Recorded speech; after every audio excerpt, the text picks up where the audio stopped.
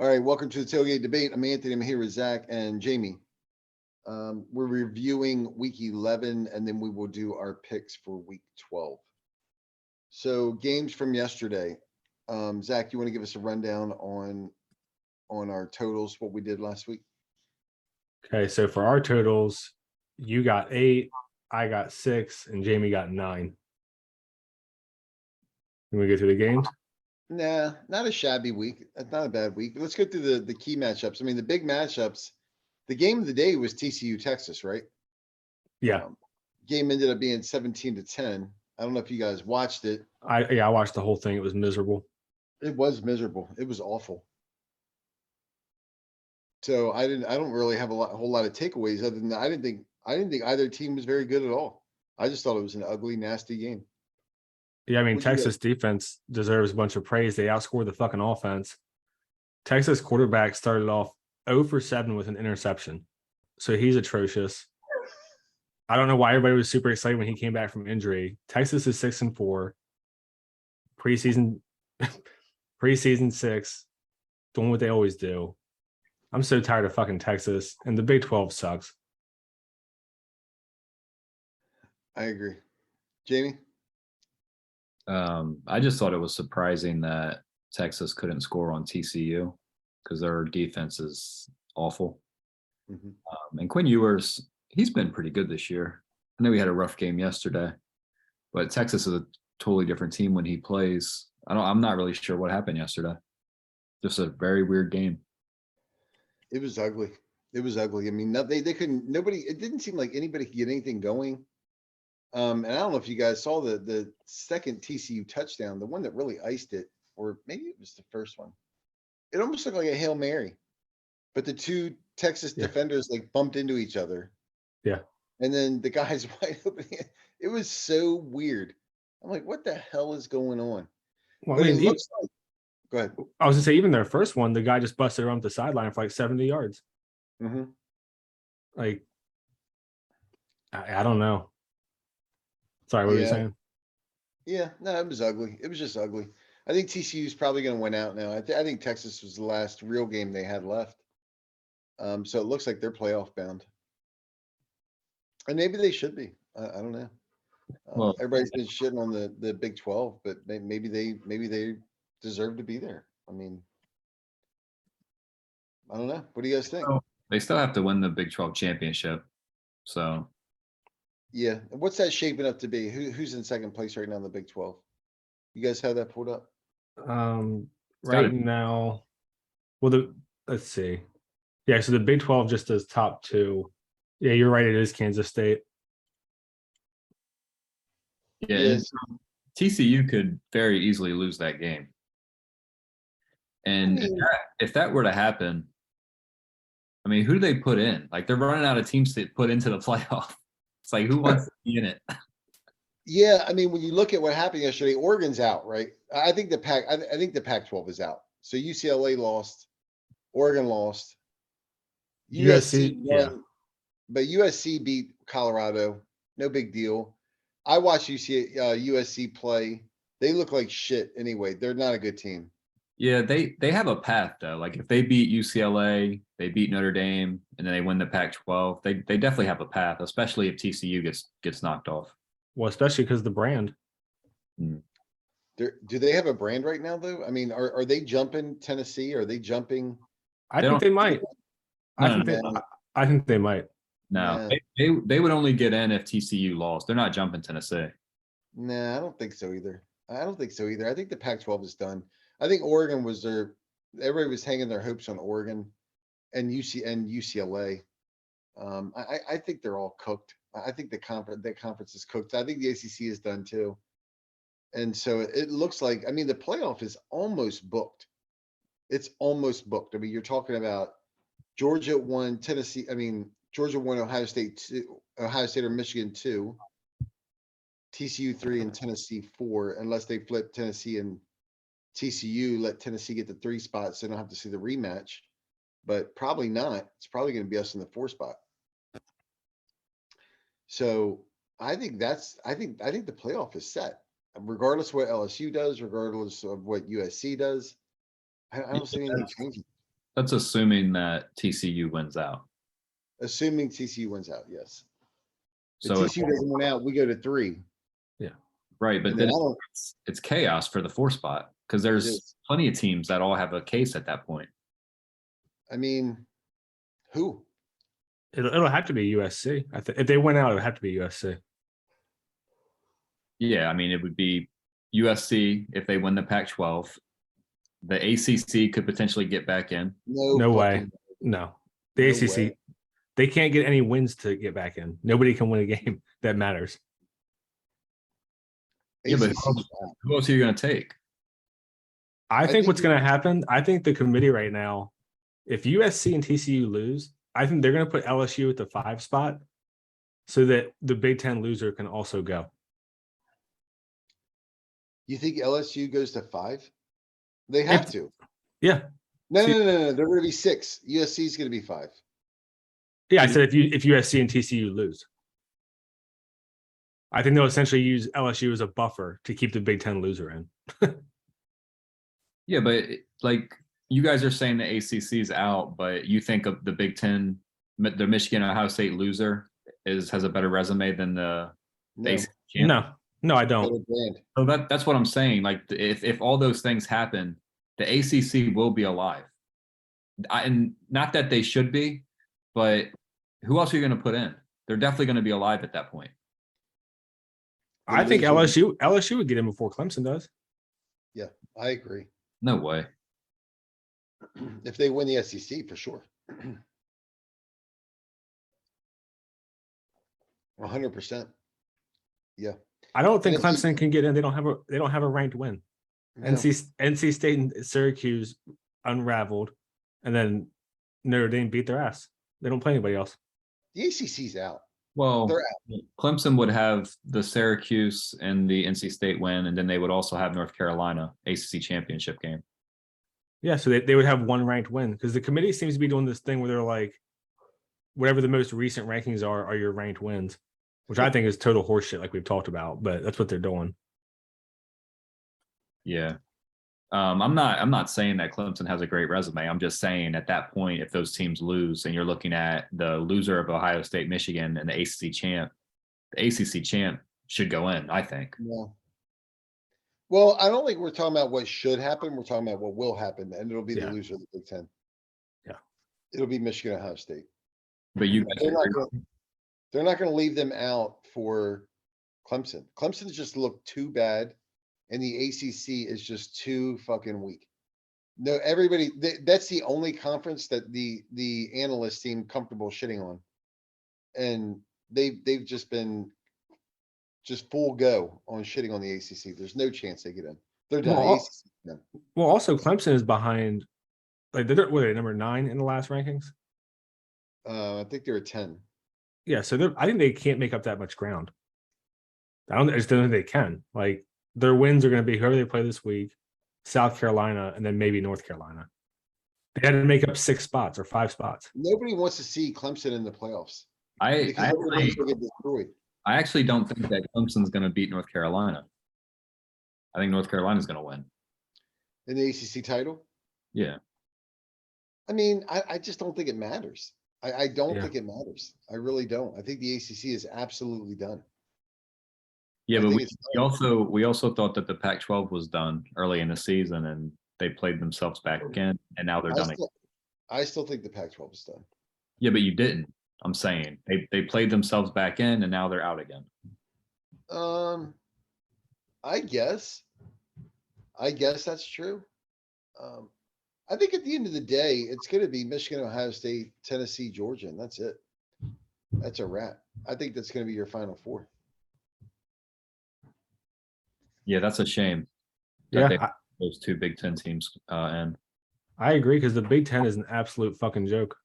because like you can look at Michigan and Ohio State, and not that I do this, but I know that a lot of people look at it and be like, wow, these teams are winning in dominant fashion and they're just so much better, but they're really not. Like they're playing terrible opponents. Yeah, So they And- might look dominant, but on the playoff scale, they're not dominant teams. They would both lose. and I would actually be a little bit more willing to concede that they've been dominant if they were just coming out of the gates and just blowing the doors off people. But they're not. They're just outclassing them and then slowly wearing these teams down throughout the game. Yeah, So but Ohio State. Both of them. Like their first half scores are usually within 7-10 points, and then the final win will be 28-30 because they've had 45 minutes of possession because they don't play anybody. right. And even like when we're looking at the games, like upcoming games, and we're like, oh, this team has a tough game and this team has a tough game. And you look at Michigan, Ohio State, and you're like, oh, they're playing Iowa or fucking Indiana. It's just, they're not even playing anyone. So Yeah. the fact that those teams can lose a game and still get in the playoff, I think would be bad. I agree, but this has also been a weird year. Because I think if you were looking at like a one-loss Bama, obviously we wouldn't be able to have one loss, but you know what I mean? Like undefeated Georgia, one-loss Bama, whatever, one-loss Oregon. I don't think they would have two teams in, but everyone else has just shit the bed. Yeah. Yeah. I mean, I think if you look at the teams that have played their way into the playoff, if we stop looking at the teams that have made their way in versus played their way in, right? So that's the problem right now is all the discussion is about who's kind of made their way in at this point. And if you forget that and say, all right, who are the best four teams? It's the four teams at the top. It's going to be Georgia, Ohio State, the winner of Ohio State, Michigan, TCU, and Tennessee. Those are the teams that have played their way into the playoff. I mean, that's it, right? Well, to this point, there's still 2 more weeks and conference championship weekend. Who could play their way in over one of those four teams? You mean jump them by winning? Yes. Oh no, I mean they're undefeated, so nobody. There's none. Yeah, but if TCU loses, they're going to get jumped. Yeah. No. Forget that. I'm saying if everything plays out the way it is, I'm saying Yeah. So you're saying, so your statement is, as long as the top 4 teams went out, they'll be the top 4 teams. Cool. No, I'm saying the top 4 out of 5 will still be the top 4. Okay. So, okay. We can timestamp that. Did we need to say that? Yeah, I mean, you're stupid because what do you think? Listen, Texas was TCU's last most difficult game left. I know, but you're saying if the top 4 teams continue to win and don't lose, they'll be the 4 teams in the playoff. No shit. I think he's saying that no one can gain ground by winning because everyone has looked like shit. Correct. I'm saying LSU cannot jump them. I'm saying that Clemson can't get back in. I'm saying that USC can't jump them. I'm saying that if everything goes the way it is right now, even if the conference winners win, I mean the Right. long shots or at this point, I guess the favorites. Yeah. They can't jump anybody. Yeah, but what I'm saying is everyone knows that. We were saying Really? yes, if TCU wins out, if Tennessee wins out, if Georgia wins out, and if Michigan and Ohio State, the winner, those are the 4 playoff teams. That's the most, everyone knows that.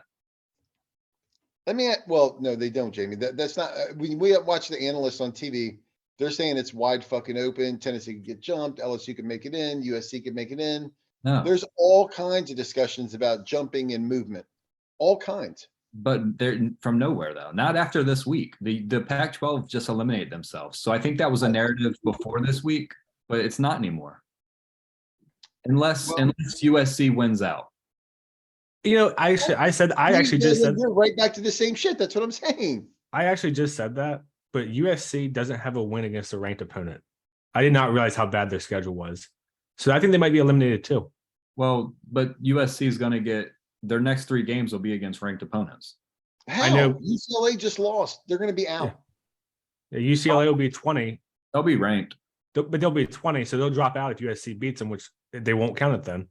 Right.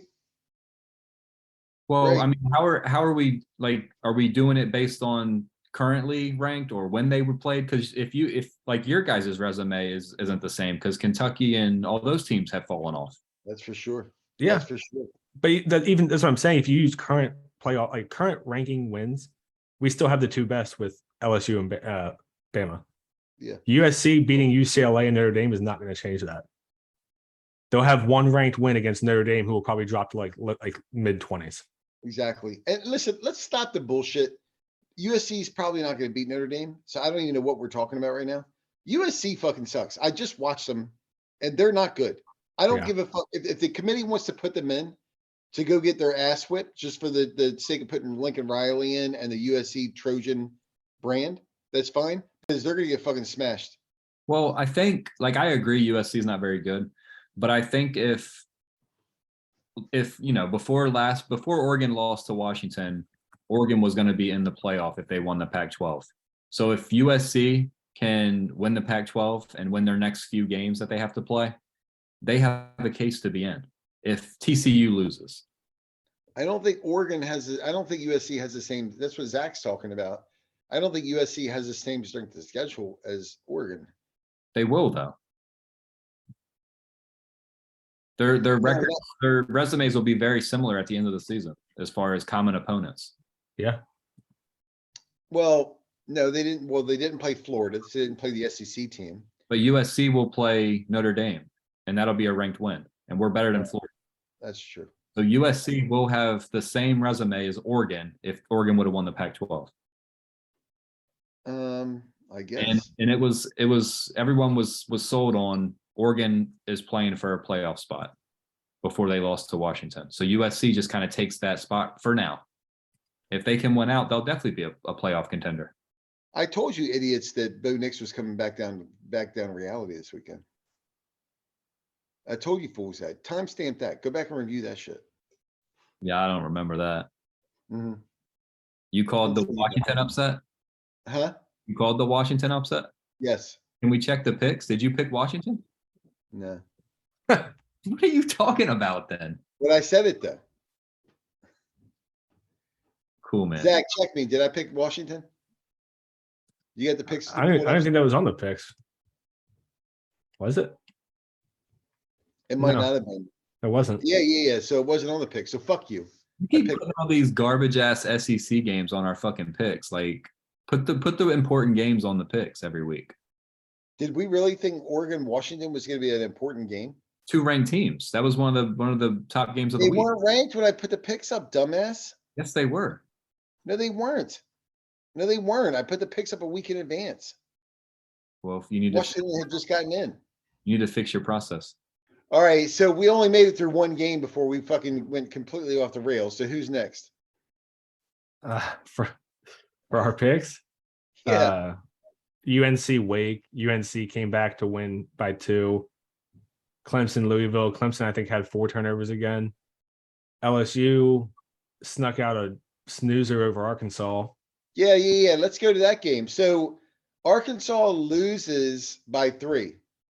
Arkansas passed up on a field goal on 4th and 2 from the 2-yard line. What the fuck is wrong with these coaches, man? What the fuck is wrong with these coaches? In a game that ended up being, 29 total points? 23. It was 13-10. 13-10, yeah. Okay, 23. I thought it was whatever, 16-13. Doesn't matter. So by a field goal in a low scoring game, I'll pass on the field goal. What the fuck is up with these dudes, man? Pass on these points. I can't take it. I can't take it. You know what's funny is that wasn't even the worst decision of the day. What are you talking about? Ole Miss passed up a field goal in the first quarter on 4th and 4 at the 10. And fucking Oregon in a tie game with a minute and a half left on their own 30 with a backup quarterback in 4th and 1, they go for it. So Washington just runs the ball 3 times, kicks a field goal. That's how that game ended? Well, no, actually, Oregon had timeouts, so they had a chance to win at the end. Oregon got the ball. Bo Nix, I guess he got dinged up, came back in. Bo Nix. Bo Nix. Might as well be. He came back in with, I want to say it was like 50 seconds, maybe they got the ball back. They got to midfield. No, they got to the 38-yard line with 6 seconds left. They tried to throw a pass. They got illegal touching with 1 second left, which that was some home team clock shit. Wait a minute. What was the illegal touching? What happened? The receiver stepped out of bounds on the sideline and then came back in and caught the pass. Yeah. But Oregon tried a Hail Mary from the 38 instead of a 55-yard field goal, which I don't know anything about their kicker, but it's hard for me to believe that a 55-yard field goal is less likely than a Hail Mary. Their Oh, kicker, and Bo Dix, by the way, didn't even throw the Hail Mary to the end zone. He threw it to the 10-yard line. He tried to throw a pass to a guy running a post route to the 10-yard line and underthrew it. So do I know we never did, but do you think any analysts still have Bo Dix in the fucking Heisman discussion? Because He's gonna fucking they're calling him a Heisman dark horse after last weekend. he's gonna fucking vanish like Tim Robbins in Shawshank. Motherfucker's gone. Tim Robbins. the audacity of Bo Dix to say that they could beat Georgia and they just lost. Hey, what the fuck? At home. That was in Oregon. Doesn't matter where it was. Well, I know. Listen, I'm actually offended that we haven't been calling him Bo Dix all season. It took us till week 11 to come up with Bo Dix from Bo Nix. You guys are so bad. We're super creative. Yeah, right. Exactly. Well, we also haven't talked about him since the first game because we thought they were irrelevant. Well, I think they are irrelevant. We were right. Yeah. I think Bo Nix became Bo Dix just this past weekend, though, with his antics. So he's transitioning. Yeah. Yeah, I mean, to call out a team that you lost to by 50 and then go lose a home game to a team you should beat by 20. Well, come on, man. Come on, man. I mean, get the fuck out with that. Like, if you're going to talk shit, you better go, win by 30 at home. Yeah, listen, I honestly, I don't know if you guys want to play it back. I really did think that Oregon might struggle in this Washington game, certainly in this stretch of games. But I didn't know that I thought for sure they would lose this game. But Bo Nix, we all agree he's been playing above his head against inferior opponents all season. I mean, we talked about that. Yeah, I mean, you can't say I told you so if you didn't pick Washington, though. They weren't on the picks. I would have picked them. He did tell me it was a bad pick yesterday because I picked Oregon to cover the 13.5 or whatever it was. Yeah, I wouldn't have touched that game. Yeah. No, I mean, I'm not saying I called the upset. I thought Oregon might struggle. I thought Bo Nix was going to start coming back down to reality when he started playing some good teams. So I'm not doing that I told you so thing. But I'm not surprised by it. So I agree. That's also a game that I just wouldn't touch in the picks. And Zach is getting blasted on his parlays every week. I'm about 25%. Yeah, it's actually pretty pathetic. Why don't you just pick the opposite of what you think? Well, because when you pick one, you're like, oh, this is an easy one for all of them. Yeah, but I'm saying just do the opposite. Just for Jamie, how it goes. I won 3 out of 4 yesterday. Notre Dame was my only fucking loss. What do you want me to say? I was at the game. I did all I could. Yeah, I don't want to get into the college football playoff thing again, but it's so annoying that people just don't take strength of schedule into account. They just don't. Like the fact that Oregon was going to essentially play their way back in against no one. No, but I think this is what I was asking you guys last week. Is I just don't know. Well, I don't know if it was a question or a statement. I can't tell how much is just grist for the mill. How much is just discussion versus how much do they actually believe that these guys can get back in the playoff? Because they have to sell the show, right? But I don't know that they actually believe that could happen. I don't know that people actually believe that Oregon can play their way back in. Do you? I mean, like jumping teams and stuff, because that's what it would have taken would be to jump teams. And what are you guys laughing at my grist for the mill comment? What the fuck? Fucking boomer quote. Or what the fuck is that? Yeah, can we stamp that? That's offensive. What, grist for the mill? I've never heard that shit. Are you going to keep saying it? What's the problem? The all of it. Where do you want me to start? It's an outdated saying that no one's heard. You're going to get us canceled. Okay. All right, so I guess you guys never heard of a grist mill. So yeah, so fuck you, whatever. Well, either I mean, I agree with what you're saying. I don't know how much of it's just media bullshit, but we also don't know how much of the committee takes the media into account either. Like if they're buying into the bullshit the media is selling. So it could just be horse shit where they're just trying to get eyes on the screen, or they could be trying to influence the playoff the way they want. I just don't know. That's a great point. And that speaks to what I'm saying. Well, not really. I was saying how much of it is just for discussion for ratings purposes, but you make another good point, which is I do think, like, and Jamie, we've all talked about this. How much influence does Herbie have over the committee? Does Game Day have over the committee? And so you do have to wonder, like, how much are they trying to sort of influence from the outside? They've all said that they think that the committee put TCU in the top 4 this week because of the backlash from the week prior. Everyone on Game Day has agreed that the committee put TCU at 4 because of the backlash from putting them to 7. So, Well, I mean, TCU just moved up because teams lost, though. So they didn't give them any credit. The teams lost in front of them, so they bumped up. they went in front of Tennessee. They weren't in front of a 1-loss Alabama, and now they're in front of a 1-loss Tennessee. So Do you think TCU's better than Tennessee? No, but the only team that they jumped would have been Tennessee. Everyone else lost. Yeah, well, that's my point. But let me ask you guys that, though, in a serious question, because I was pissed when I watched Tennessee yesterday. We haven't gotten there yet. But do you think TCU can beat Tennessee? No. No. Well, I mean, could in theory, but they wouldn't. No. I know. Yeah. I know. There's always you're saying there's a chance. I get it. I think we would beat them probably the way we beat Missouri yesterday. When TCU's defense, if you guys have watched them at all, until Texas, who decided they don't know what a football is, played them. But every other team, when they've run the ball, is just gashing them 7-8 yards a carry all game. Well, that's my question, though. So what did Texas do? I'm watching the game at the bar. The bar was it was the weirdest crowd ever at the bar, so I couldn't really focus. But I'm trying to watch the game, and I'm like, what the fuck is Texas doing? They couldn't do shit. It's like, why didn't they fucking run the ball? They couldn't run the ball. They couldn't do anything.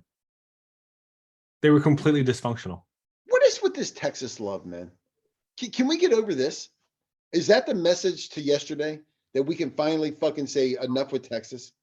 Can we be done with it? I would bet anything they win some bullshit bowl and start out ranked like 15 again next season.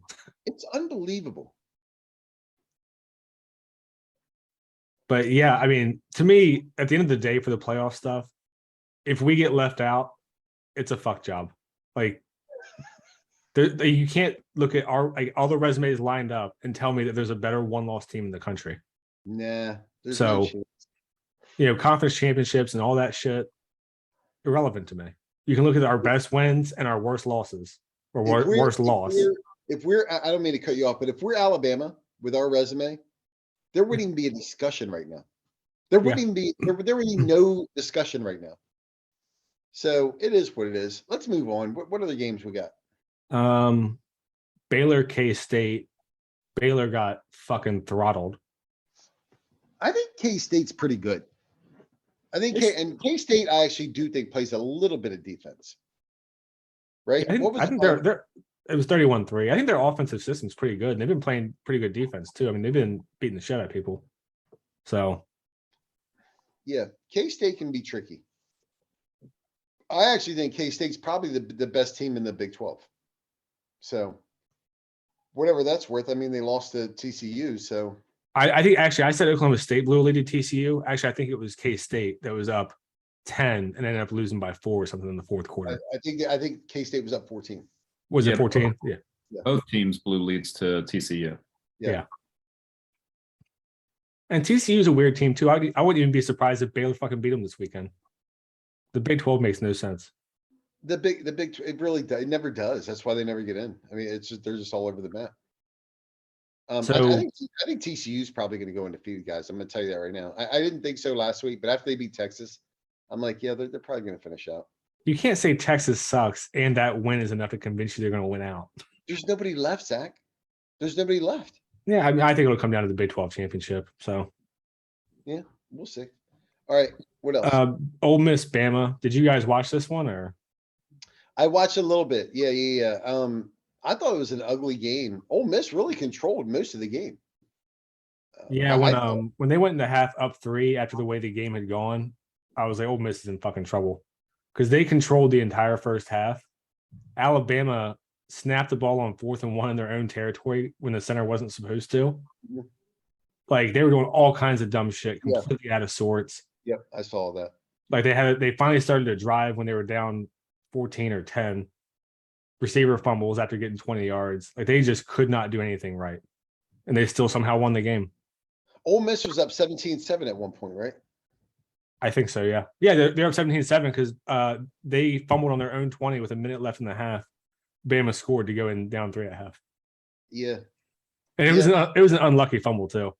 The running back got like twisted around and landed on a defender's body, and the jolt like popped the ball out. Yeah. Let me just tell you guys my takeaway from this game, and then you guys can chime in because I don't have a lot in terms of the actual game, but I did watch it. I mean, when I was at the bar, it was on the TV, so I was paying attention. What I took away from the game, I think Lane Kiffin is a better coach than I thought. I've not been a big Lane Kiffin fan, but I thought he did a great job coaching this game because I think the Alabama's run defense is their stronger group on defense. But I thought Lane Kiffin really mixed it up and kept them off balance. And I think Alabama's done. I think Alabama's done. Even so, in an Ole Miss loss, I was actually more impressed with where they're headed. And the Alabama win, I'm even more convinced that they're going in the wrong direction. That's what I took away. I mean, you guys can disagree. What do you think? My takeaways were that, well, one, if the Heisman was really about the best player, it would be Bryce Young again. He is a freak. He made so many plays. It's like, how did he get away from them? He's getting no help on offense except for from Gibbs. No one else is doing shit. Yeah, Joe, my good boy Joe Gibbs. As You far guys as know who Joe Gibbs is, right? Yeah. He used He's to the old- he coached the Washington Redskins and now he owns a NASCAR team. Yes, Wow. yes. He coached Complete Redskins. opposite. Complete coached opposite. the Redskins years ago. Made him a play. I mean, won a couple of Super Bowls. Joe Gibbs is a big time coach. Yeah, he was good. But he doesn't play running back for Alabama. But as far as Bama being trending down, this conversation has had every time Bama loses a game. I'll buy it when I see it. I would They say, won. They So won. I know, but if Bama was undefeated and won that game, we wouldn't be having the conversation. So I think that I was having this conversation with someone yesterday about Alabama, because if you look at them, they're having a bad season this year. And if you look at next season, they're losing their best players and they're going to have new starters at very important positions. So like, I don't see a bounce back season because you can only do so much in the transfer portal. You can only do so much with true freshmen. Like, what do they have next year? They're not building on anything. Well, they said they got the number one recruiting class coming in, but go ahead. Yeah. But like I said, they're true freshmen. They're going to be brand new starters. I mean, they're trending down. They're trending in the wrong direction. I agree. I'm not saying that they're done. I'm just saying that if you're looking for Alabama to bounce back and be right back where they were next season, I don't see that happening. If Bama loses a couple games again next regular season, I would agree. Because I don't think they've had back-to-back seasons where they fell off or whatever. Yeah. Right. I think, and this was kind of inevitable. I mean, Saban's been around forever. Teams are going to build their team to catch up with the best team. That's like the nature of all sports. And I think we're finally seeing it on the field. Yeah, I think that's a fair point. That's a very fair point. I mean, to kind of jury's out. Let's see what happens in the next season. That's definitely the smart way to go. I'm just saying, based on what I've seen, even in a win, it's almost amazing that they've not. I expect, like a lot of people, every time they lose to bounce back and start smashing. And they just can't do it. And so I think so maybe it is an overreaction. I'm going more off that. I agree with you, Zach, that the smarter approach is probably to say, what do they do next season? And Jamie thinks they won't bounce back because the guys are going to be young. I tend to agree. I tend to agree. I think Nick Saban comes in the next season limping. I think they lose a couple more games. I don't think it'll be LSU. I'm not buying the fucking Brian Kelly hype train. But I think Alabama loses a couple more games. I think Lane Kiffin is really getting some traction in Ole Miss. I fucking hate Lane Kiffin. I was really impressed with that game yesterday. I really was, because they can't throw the ball. So the fact that they were leading like that, I was really impressed. So I think Alabama's done. I personally think Alabama's done in dynasty mode. They're still going to be a good team. The part that I agree with you about is they used to win games by 30, 40 points routinely, and they've been really scraping by. Maybe not as much last season, but definitely this season. Like if we go back and look through their schedule, Texas is a 1-point win that they pulled out. A&M they eked out at the end. Arkansas was tied in the fourth quarter. So they're, the games have all gotten closer even when they're winning them. So in that sense, maybe they are trending down. Yeah. Desmond Howard, I heard him on some podcast last week, and he goes, everybody's overreacting on Bama. He goes, Nick Saban didn't wake up and all of a sudden forgot how to coach. Well, David Pollack was saying, he goes, I think this is a trend. He goes, if you look at Alabama's last 15 conference games, I don't know if it's just conference games or conference games where they're favored by X amount or what the stat was, but that it was like 15 in a row where they had either lost or won by a score. And I don't remember what the stat was of those to make up that team, that group of teams, but it took the 54 games prior to that to make that mark. And so he was making the point, like, this is something that we're seeing week in and week out. This is not new. And so the guy said, well, Alabama's 2 plays away from being undefeated. And rightfully so. And I'm so glad that like Reese Davis and David Pollack and some of these other guys are calling them out and saying, okay, well, they're also 2 plays away from being a 4-loss team. And so Alabama really, if you look at what they should be right now, people that are saying they should be undefeated because of 2 plays are ridiculous. They should be a 500 team. They should be fighting for bowl eligibility right now. Right? Well, the same way that you're saying that people are ridiculous for saying they should be undefeated, I think you sound ridiculous saying that they should be bowl eligibility. Like they are where they are who we thought they were. Like they're right where they need to be. Because some games you win, some games you lose. So, I think it's fair that they're where they're at. I agree with that. And this could also be, obviously Nick Saban's a great coach. This could be a thing where the game is kind of passing him by. Like no one really talks about this, but Alabama came up in the pro style era and they adjusted to the spread fairly well, but running quarterbacks have always given them problems. And now every team is spraying the field. Every team has a running quarterback. Every team is doing a no huddle or some variation of a fast offense. And he might just not be able to work that way. Yeah, but back to your point though, Nick Saban's been doing this for 20 years. Like, did we think that this was just going to go on forever? Like, of course it's going to catch up. It catches up to everybody. Nobody dominates forever. And he's had the most impressive run of all time. Yeah. Listen, if you ask me right now, who's the best coach of all time, it's Nick Saban, not Bear Bryant, not Urban Meyer, not any of these other dudes. It's Nick Saban is the best coach of all time. But that's why the conversation is worthwhile. Are we starting to see the decline? And I think it's partly age. I think it's partly who he's brought in. I don't know that it's style. I think Nick Saban has always been adaptive to the style of play. But just think about the Tennessee-Alabama game. As excited as I was as a Tennessee fan, we've never scored 52 points on Alabama in my lifetime. And Nick Saban in Alabama is in the middle, or on the tail end of an absolute dynasty. So to hang 52, for them to come back 2 weeks later and lose to LSU, LSU sucks. LSU sucks.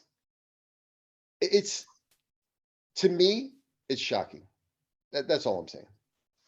I agree with the LSU point. It's just funny to me that like 1 week we're like, all right, LSU might be okay. They might be a good team. And then the next week we're like, they suck. And it's funny because like, it's just strange. Like they have their season's very strange. With the loss to Florida State, getting beat by you guys, beating Alabama, squeaking by Arkansas. It's just a very strange season. But I do think they suck. Well, yeah, and to me, another red flag, and I mentioned this during our game actually, is the lack of discipline, which I don't think we've ever seen in a Saban team before. I can never remember them racking up penalties the way they have, or having stupid turnovers and fumbles and just miscommunications all over the place. So I think those are some red flags for, maybe he's on the way down or out. Yeah. But also, I don't think he'll stick around if he's not winning. So Spurrier did the same thing where he had a season like this, and he had some bounce back years, but when he had a season like this and then followed up with another season like this, he checked right the fuck out. And it was the Tennessee loss where he retired, and it was the same thing at South Carolina. 2 Tennessee losses, he was out. These guys hate losing to Tennessee. So, I mean, we put a lot of motherfuckers in retirement. They That's had like- some fun. They had some fun, but we put them into retirement eventually. Maybe you guys are like the threshold. It's like, if you can't beat Tennessee, you should probably quit. well, every team has that. I say about every coach that can't beat Florida, Georgia, and Bama. It's a historical rivalry. Yeah, if you can't beat your rivals, why are you here? Yeah, well, we should be asking why Bo Dix is still playing college football after not beating Georgia for whatever 4 years straight or whatever. I mean, I wouldn't be surprised at all if Bama goes like 9-3 or something next season, if retirement whispers do start happening. Because I think he's like Meyer and those guys. They won't be whispers. Well, I'd say that those guys' egos are way too big to stick around and be I feel like just good. I feel like they're whispering now. So next year it'll be like, it's time. It'll be like those people in the mountains that do the yo lady who or whatever, yo lady who. Like they'll be on the mountaintop trying to run this fucking dude out. It'll be over. He'll leave. Nick Saban will leave. Yeah. In a 1 hour podcast, you've managed to say Yodelahi who and grist of the mill. What the fuck are you doing? You don't know what grist for the mill is? I mean, that's please stop. No one fucking knows. That's his response. He's like, you don't know what it is, and he tries to explain it. Like, that's the problem. All right. Google it, bitch. All right. Well, the last couple of games were Penn State, Maryland. I can't Maryland. believe we haven't made it through 10 games on a shitty slate. Maryland also forgot how to play offense. Penn State won 30-0. I didn't even see it. Because I didn't care to. So I had Penn State to cover 10.5, and I had the under. So this game is. I mean, I'm surprised that Maryland got shut out because everybody's talking about how great their offense is with little Tua. So I guess not. What do you guys think? I just wanted to ask Zach, are you done picking Maryland to win games on the picks? Yes, please. Yeah, I have Maryland against Ohio State next week. No, you don't. No, I don't. You do? No. What's I the actually spread? thought it probably hasn't come out yet. I'm sure it'll be about 30. But I actually thought Maryland would either lose a close one or might win, just because I think Penn State's offense sucks. All right, the last couple were Notre Dame, Navy. I did not see this one. I saw the clips of the first half, and I was like, "Oh, it's back to Notre Dame, Navy." And then I saw the final was a field goal. So, Jamie, you were there. What happened? Yeah, please tell me what the fuck happened. I watched the second half. Fucking miserable, but go ahead. Yeah, let's talk about the first half. The first half was very good football. We dominated the game. Navy's not a very good team, but our team looked awesome. They did what they were supposed to do.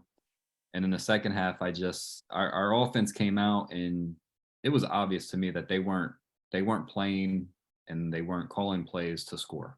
They were basically saying, let's play field position, let's put our defense on the field, let's just get out of here with the win. We're up 22. And I mean, you guys know me, I fucking hate that. Like, you got to put teams away. With 22 points is not a safe lead in college football, no matter who you're playing. And the fact that we could do anything we wanted in the first half on offense, and we decided to not continue that trend in the second half, it's on coaching 100%. Navy was blitzing 8 to 9 players, and we were calling like slow developing plays and double move routes, and our quarterback was just standing back there and getting sacked. We didn't run one screen the entire game. The coaching is it's so bad. And the thing that I'm getting at after every game, even the games where we look good and have good performances, I always find myself throughout the game saying, I hate our fucking offense, and this offensive coordinator is not going to work. Tommy Reese, he played quarterback at Notre Dame. We love him, but if we're going to be successful, he's got to go. I don't know if you guys seen the catch that Braden Lindsay had. On the dude's back, that was a nasty catch. Awesome. Yeah. And like the coolest thing about it, because usually when players catch a ball like that on the player's back, they usually fall to the ground and the ref gives them the possession.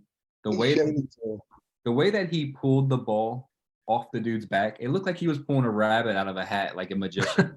The shit was so cool. I loved it.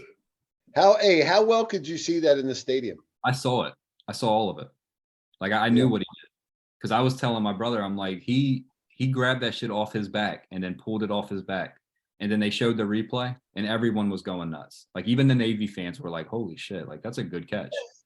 That was an awesome catch. It's going to be number 1 on top 10. It was. It was? Yeah. Yeah, it had to be. Yeah. And there were some crazy plays this past weekend. And I mean, that was the best. It might be catch of the year. It was a great catch. Listen, I mean, I think the thing that's frustrating for me, first of all, I'm not gonna beat this drum. I'm gonna let you do your thing with your team. I think Marcus Freeman is an absolute bum. I think he's a bum. I don't think he's the guy, and I think that Notre Dame is gonna have to suffer through this bullshit until they realize that he's got to go. And I just that's my take. I watched him get off the bus, and it could just be the look on his face, but I was talking to Kelly and we were watching him off the bus. I'm like, the dude looks lost getting off the goddamn bus. And she goes, yep, he looks confused. Like he doesn't know where to go. I'm like, I don't like him. And this was my concern when they lost to Oklahoma State last year, was he just doesn't seem to have a handle on things. That aside, it is a shame because Notre Dame is really close to being in a playoff conversation. And you know what? As much as I hate Brian Kelly, I fucking hate Brian Kelly. If Brian Kelly's still the coach of Notre Dame, you guys are number 4 right now. You guys are number 4 and very much in the playoff discussion, if not almost a lock. It's ridiculous. I mean, it's just ridiculous with the team that Notre Dame has, which I don't think is great, but good enough in this season, to be competing at a much, much higher level. Yeah, but so the Marcus Freeman stuff is fair. Like I can see why you would think that. And I've thought that at times this season. He is learning on the fly. It's his first season. But the thing with the Brian Kelly, you're probably right. We'd probably be 9-1 at this point, but we'd still be where we were with Brian Kelly. We weren't going to win a national championship. We weren't going to win a playoff game. So fuck Brian Kelly. Yeah, I'm with you. I got it. I'm not saying they should have kept him. I'm just talking about the difference. I agree 100%. Brian Kelly had to go. Zach, what do you think? Well, I was going to say, as far as blaming the offensive coordinator for going conservative in the second half or with a lead or whatever, I don't know the in and outs of how Notre Dame's fucking running their team, but Tennessee has seen this with plenty of defensive-minded coaches. Fulmer at the end, Butch, Pruitt. Well, not that he ever had a fucking lead to protect, but when he did, like the head coach will reel the offensive coordinator in and be like, "Look, make the game short, just protect the lead." So I don't know if they're going to fire the offensive coordinator for this season or what's going on, but I wouldn't be surprised at all if they keep him. They blow a game they shouldn't, and then they fire him as a scapegoat, bring a new offensive coordinator in, and you see the same shit. Because I've seen it happen multiple times with these defensive-minded coaches. So yeah, I think with Notre Dame, at the end of this season, they have to look at the season as a whole, and they have to say, we did not get the job done offensively. What changes are we going to make to it that we don't see these issues moving forward. You have to make changes because they're not getting the job done. Yeah, and it's interesting because it is squarely on offense because defense is playing fine Yeah. So in everything. if you're really addressing issues and looking to get better and play for championships, you have to make the tough decisions and you have to make the right choices for your program. Yep. And offensively, we're bad, and there needs to be changes. Yep. Yeah, I'm curious to see if that changes because, like you said, he isn't experienced, but some guys just they don't have the mentality of go for the fucking throat when you have the chance. Yes. So I guess we'll see at some point whether or not he's that guy. But that shit will inevitably cost you a game. That's going to piss off everyone. Having a 10-point lead in the fourth quarter, just run, punt, that type of shit. I think that if Marcus Freeman is connected to Tommy Rees and that's his offensive coordinator and he doesn't make a change, he won't last at Notre Dame. I agree. Notre Dame, 100%. Go ahead, Zach. Oh, I just said 100% agree. Yeah. I think Notre Dame is Notre Dame has been patient, I think, with their coaches. And I think Notre Dame has done a great job with flexibility and diversity in terms of, and I'm not talking about cultural diversity, I'm talking about styles in terms of like young or old, pro style, dual threat. I think Notre Dame has really tried to be diverse in terms of what style of coach they bring in. But the one thing I don't think they'll fuck around with is a coach that is embarrassing the program.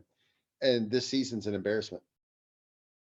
Even the, beating Navy by 3, a really shitty Navy team. I was pissed at that game yesterday. Number one, it knocked me out of a parlay ticket. And number two, Navy sucks. Navy sucks. You got to put that team away by fucking 20. You have to. That's what I was going to say is I saw the score. You guys were at 22 and I was like, oh, it's over. Like Navy can't come back. That's not the offense they run. And I wouldn't rag on a team for giving up 30 to Navy just because they play such a weird style that no one plays. Yeah. It's whatever.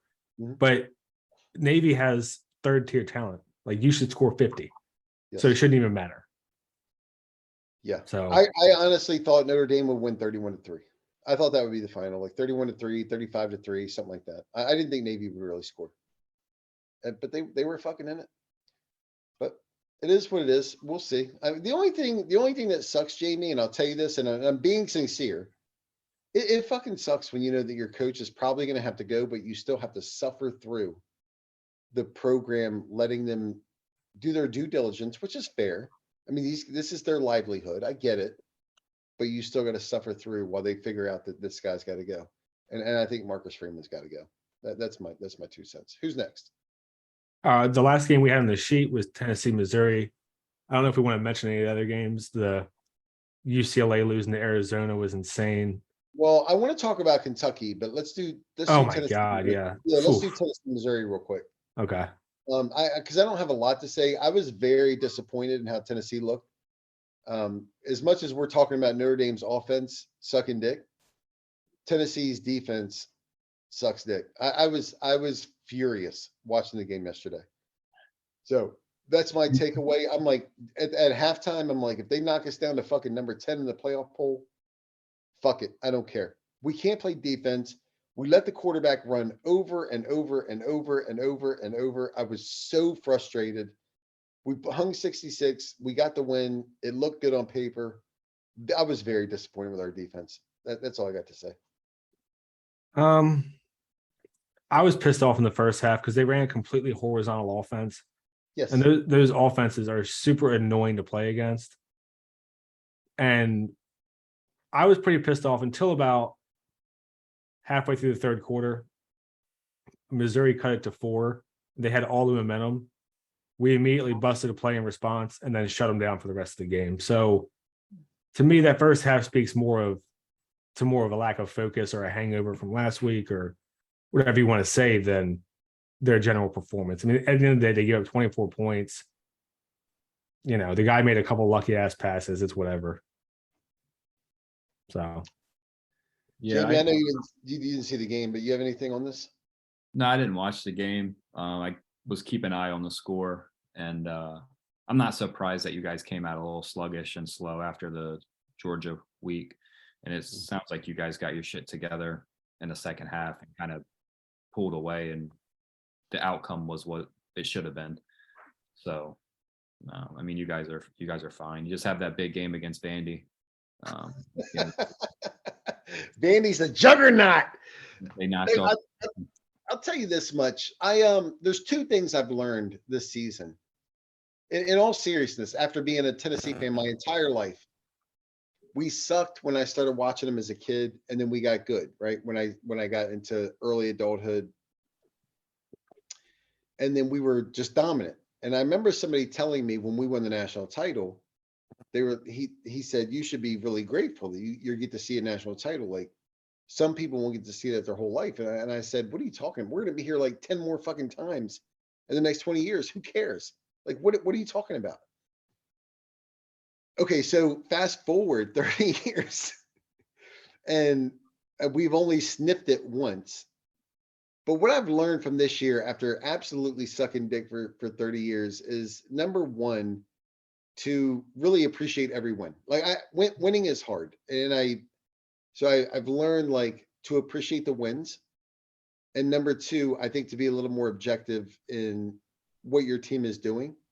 And so I do appreciate that Tennessee is winning the game against Missouri. They hang 66 points. That's awesome. I'm so frustrated with our defense and some of the sort of lackluster bullshit. And I really felt like Heupel would get some of the stuff cleaned up.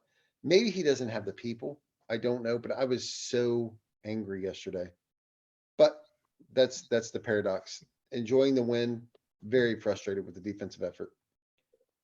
Yeah, That's I it. mean, it's one half of one game, so it's kind of whatever to me. But since you didn't see it, Jamie, I'll tell you, we were up 52-24 with like 8 minutes left and brought the backups in and fucking aired it out on them and scored 2 more touchdowns with the backups.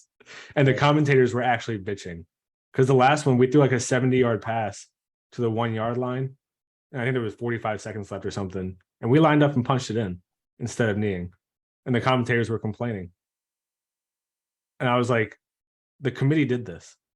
Like, we're competing for a playoff spot right now. They said that this matters. Fucking Yeah. blame them. Yeah, I feel like it only matters depending on who it is. Because like if Ohio State, they actually do this every week. They do all kinds of weird shit like that. It's more egregious than that. And no one says a word. Yep.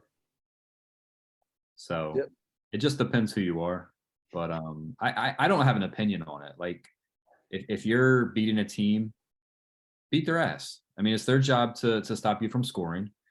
And if you're a type of coach that's like, I'm not going to run the score up, I'm fine with that too. Like, I'm neutral with it. Like, if you feel like you want to pound a team and score a ton of points, do it. And if you want to be nice and not run the score up, that's fine too. Like, I don't care. Yeah, I disagree. And I'm going to tell you this. So you guys know that I'm not about like showboating and in your face. Like I truly believe in respecting your opponent. I really do. But when I went back this season and watched some of the old games from Tennessee, the Arkansas game, the 98, whatever, it doesn't matter. Some of the old games with Bill Fulmer, I'm like, yeah, this is some pussy shit. Like you need a guy in here who says, nope, I know your neck is bleeding, but we're gonna go ahead and tear the rest of your throat out. We're gonna go ahead and do that right now for you. Just get it done. I'm all about it. I think it's fucked up. I don't. If Missouri came out and said this was classless by Tennessee, I think it was bullshit. I think it was a dick move. I would say you're right. Let's do it again. Let's do it again. When you come back and you do it to us, I'll understand. But today, it's what's got to be done. Well, and also we were doing it with our backups. So to me, it's like, I hate the bullshit that a lot of teams used to do where you put your backups in and the quarterback just hands the ball off 3 times. Like, let them get their reps. Yep. So to me, like, live reps are a big deal. And if we score, that's tough titties. I mean, Steve Spurrier made a living off tearing people's fucking throats out, man. I watched Florida play Maryland. Florida was up 56-20. And Steve Spurrier called a timeout, threw a ball to the end zone with 15 seconds left, And I remember my friends from Maryland saying that's complete bullshit. Like that he would fucking go through to the end zone with, up 56-20 like that. And I said, well, welcome to our world. This is what we deal with in the SEC. So fuck you. And so today I'm saying, Missouri, fuck you. This is what you get. Yeah, and also to me, it's a little bit different if it's like Akron or UT Martin or some shit. But we're talking about a conference game. Mhm. Like, you're not going to get any fucking sympathy. And I do think there's something to be said for the mentality of we want to fucking destroy everybody that we play with no mercy. So in that capacity, I'm also fine with it. Yep. But my whole point was if you don't want teams to do this shit, tell the fucking playoff committee that a win's a win. Well, I don't know I don't know if that changes it because it's a mentality of the coach. I mean, my thing is you just have to be prepared to take it. If you give it, you got to be prepared to take it. Yeah. That's my thing. But you know what? Tennessee's taken it for 20 fucking years. It's time to give it. We're giving it. I agree with Zach. Like this whole like style points thing became a thing from the BCS and it's continued through the playoff structure. So yeah, it's weird because every season, like at around the midpoint, there's always like, all right, style points. Like you got to set yourself apart from everyone else. And I mean, yeah, the mentality of the coach also plays a factor, but people want to see those big blowout dominant wins because it makes your team look like, wow, this team's really good. So yeah, I mean that's the whole reason Oregon got back in the conversation. I'm glad you said that. That's exactly what I was going to say. Go ahead. No, that's what I was going to say is they're back in the conversation because they're beating their Pac-12 buddies by 30 instead of 10. Pac-12 buddies. I mean, they are. They're all a bunch of hippies. I agree 1,000%. That's exactly what I was going to say. Is that's why Oregon was even in the discussion because of the way they were beating inferior opponents. Exactly.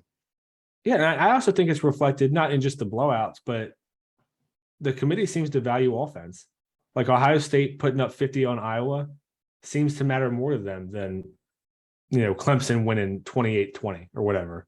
Yeah, like the rankings are showing this. So the point about Oregon too is also proven by the USC scenario because USC has the same kind of resume. They haven't been beating teams by many points. So like the teams are very similar, but Oregon's been smashing teams where USC is beating teams by 7 or 3 points. And everyone's talking about Oregon and no one's talking about USC. So the style points, they matter. Yeah. Yeah. Oh, also Milton, we've talked about this before. His arm strength, he might have the most arm strength I've seen from a college quarterback. You didn't get to see it, Jamie. You should look up the replay. He threw it 67 yards in the air. Well, just like one step in the pocket. When me and Anthony went to the Florida game, we were watching the quarterbacks warm up. And that's what we were talking about was Joe Milton. Like he was throwing it 70 yards effortlessly, just a flick of the wrist. It was so impressive. Like if that guy can figure it out, he's a problem. Yeah, the passes that he threw yesterday, he threw 2 on the money, over 50 yards. So he had more. I said to you guys in the text that he had more yards than Levis did against Vandy in 2 drives against Missouri. If you want to lead that into the Vandy game. Yeah. I am calling it the Vandy game, not the Kentucky game. Yeah. It was absolutely the Vandy game. So Vandy ends up beating Kentucky. So I think we're done on Tennessee and the SEC and Notre Dame and all that stuff. I mean, it is what it is at this point. We're week 11. We got 2 weeks left. We kind of know what's what. But this Kentucky Vandy game was crazy because I think Vandy benched the quarterback. The quarterback they had early in the season that I really liked was a dual threat guy. And I think they benched him and went with a different dude. And I don't know if they're stuck with him or if they went back to the old guy. I don't know what the fuck they're doing. But Vandy beats Kentucky, which was in the discussion of maybe the 3rd best team in the SEC. Kentucky? What do you guys think of this? Vandy, and Jamie, you were big on motherfucking Will Levis in Kentucky. So, bitch, we're calling you out. Well, Vandy had lost 26. Defend your boys. Huh? Vandy had lost 26 in a row in the SEC. It's been 3 years since they had an SEC win. Yeah, defend your boys. Well, they're having a rough season, but I don't think anyone was saying that they were a top 3 team in the SEC. Huh? The preseason? Yes. You haven't picked everybody. for second in the East. No. Everybody. I thought you were talking about like now. No, or no, before no. this week. Are we doing fillators? Yeah. Are we ready? No, no. I want to hear you talk about the Vandy Kentucky game. Defend your boys. There's not much to talk about. Defend your boys. Yeah, I mean, you lose to Vandy at home. It's indefensible. So, Was it in Kentucky? yeah. That's crazier. Do you That's- guys think Stoops is on his way out or what? Yes, I think Stoops is done. Because Well, I see. we were just talking about him being a hot candidate for the open positions In lately. Auburn, right? Yeah. So what happened? I don't know. Maybe his time at Kentucky is just up and he needs a change. Yeah, I think all the Stoops guys are assholes. I fucking hate all of them. I hate Bob Stoops, Mark Stoops, Mike Stoops, fucking Billy Stoops. I can't fucking stand them. Hate them. You sound like Bubba. Yeah, I don't like him either, but to me, he's maxed out Kentucky's potential and his potential at Kentucky. That's it. Like making them a solid team. They beat Tennessee a few times because we were down, beat Florida a couple of times. Yep. That's Kentucky's limit to me. Done. Yep. Agree 1,000%. Yep. I think Stoops knows that he's hit the ceiling. He's definitely going to leave. But to lose to Vandy, this is an all-time low. This is one of the worst Vandy teams I've seen in fucking probably 30 years. Since Jay Cutler was there. Pre-Jay Cutler. How long ago is that? I mean, Jay Cutler's retired from the NFL. Yeah. 20 years, right? Yeah. We're talking about at least 25 years. At least. Yeah. It's to come into to fucking Lexington, beat Kentucky, which is being touted. And I don't know if you guys remember. Season started, it was all right, Georgia, Bama, who's third? That was the discussion. That was all the sports show discussions. Georgia, Bama, who's third? Who's third in the SEC? You know, they always just ride the chalkboard. They don't know shit. I know, but I'm saying like look at it now. Yeah. How do you like me now? That's gonna be a song for this episode. Yeah, I thought Kentucky would be a major player in the SEC. I just thought from their success they had last year, and then Will Levis, I thought he was a good quarterback in college. I always thought he was a good college quarterback, but he's even proven that wrong. I mean, their season has been complete trash. Yeah. Kentucky's done. That this little spell of excitement is fucking over. It's back to normalcy in the SEC. Georgia, Tennessee, Florida, West, Bama, LSU will eventually be Auburn. Everything's back to normal. Let's stop fucking around. How'd you leave Ole Miss off your list when you were just sucking Lane Kiffin off? Well, I think Lane Kiffin's done a great job. I just don't think he's gonna be able to recruit there. So you were just giving Kiffin a whole bunch of praise, and you were saying that you don't believe in the Brian Kelly hype train, and you listed LSU. Yeah, well, because of the talent. Ole Miss is always going to have an uphill battle in the West. Yeah, it's all about recruiting. Yeah, I'm not backing off on any statement I've made. I think Lane Kiffin has done a phenomenal job when it comes to recruiting. If Les Miles can win a national title, any stupid fucking motherfucker can win a national title. Orgeron was about as dumb. A stupid motherfucker did win a national title. Yeah. With one of the best teams probably ever in college football, too. Exactly. It's all about recruiting. So Brian Kelly can recruit. He'll get the talent in, but he'll coach him out of it. He won't win a national title at LSU. I would bet dollars to donuts on that. Can I say that, or is that a grist for the mill comment? Can I say dollars to donuts? You're just full of these fucking things today. Are you trying to hit a record? I can't say dollars to donuts. It's outdated. I don't even know if it was ever cool to say that. Okay. All right, well, do your fillators then. All right. I want to go last. I'll go first. Mine's pretty straightforward. So my fillator came from talking about the Kentucky Vandy game. It has to be all of the NFL the guys that make these big boards for quarterbacks. Because if you look at the list, it was CJ Stroud, Bryce Young, which they're fine.